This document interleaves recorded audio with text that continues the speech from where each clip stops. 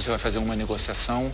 Então foi isso que a gente falou lá no comecinho do programa, no bloco 1. Isso. Quer dizer, você se estrutura de uma forma que os investidores te emprestam com mais facilidade. Você tem mais recursos facilmente. Investidores aqui a gente pode ampliar um pouco. Pode ser um investidor, um novo acionista, como o caso de uma empresa listada. Pode ser financiadores de dívida, né, bancos.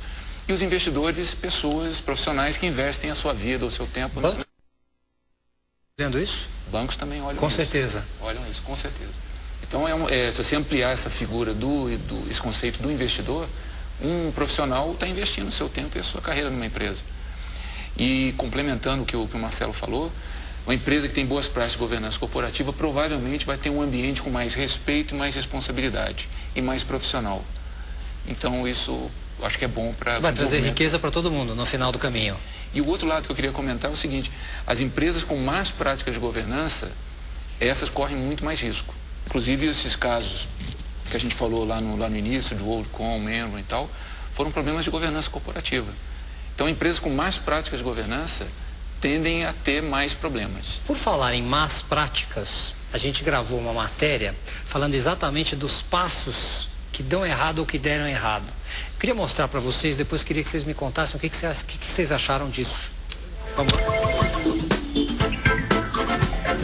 Os erros mais comuns cometidos no campo da governança corporativa seriam, por exemplo, imaginar que a instalação de um conselho de administração é algo que se faz para cumprir termos de lei, no caso de sociedades anônimas de capital aberto. O conselho é lugar para pessoas notáveis em alguns campos de conhecimento, que sejam complementares entre si e que ajude a construir os negócios e a gestão da empresa. O outro, falando ainda em conselho, é você ter como membro do conselho de administração o presidente executivo. Isso não é adequado. Uma outra coisa que você tem que imaginar, que às vezes as pessoas não pensam bem, são os macroprocessos em governança corporativa. Cada vez que você não atenta para eles adequadamente, você pode estar se equivocando. O primeiro macroprocesso é direcionamento.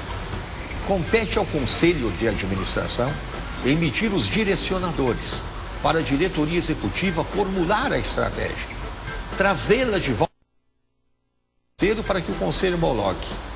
E pós-homologação, a diretoria executiva executa a estratégia que foi proposta e o conselho vai então monitorá-la.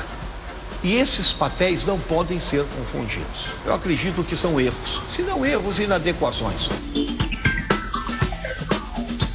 Ter boa governança significa ter boas soluções para a propriedade, ter harmonia entre os acionistas, ter coesão societária, ter bons princípios, que sejam internamente praticados e externamente sancionados.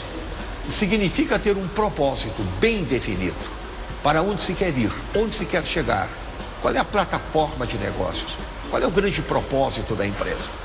Significa ter um poder visível, aceito e equilibrado. Significa ter práticas e processos da melhor qualidade. Se tiver tudo isso, a perenidade está assegurada.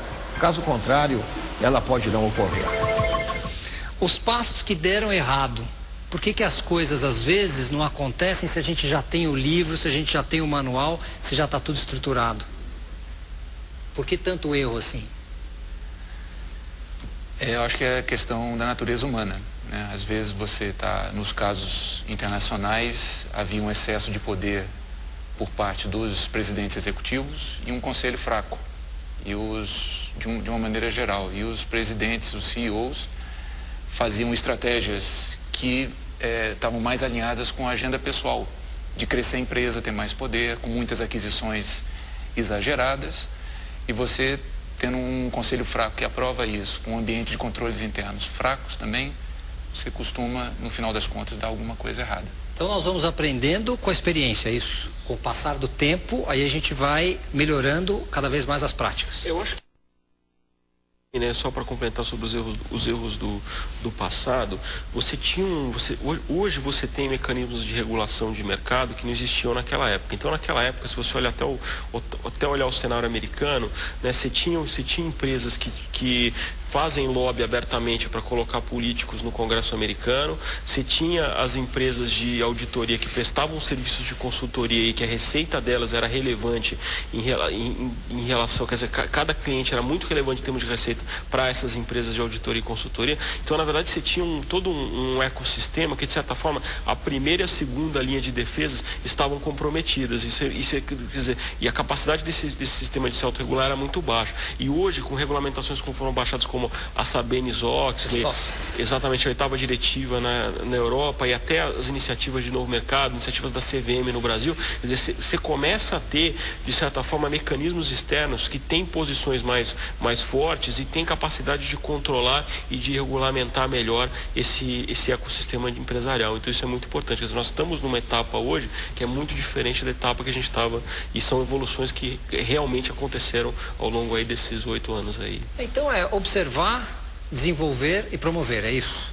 E aí, com o passar do tempo, adotar as melhores práticas. E com isso a gente faz desse país um país melhor, certo? Certo. Marcelo e Carlos, muito obrigado pelo tempo de vocês. Foi um prazer recebê-los no Pergunte ao Red Hunter. Voltem sempre, as portas estão abertas. Ok, fazer.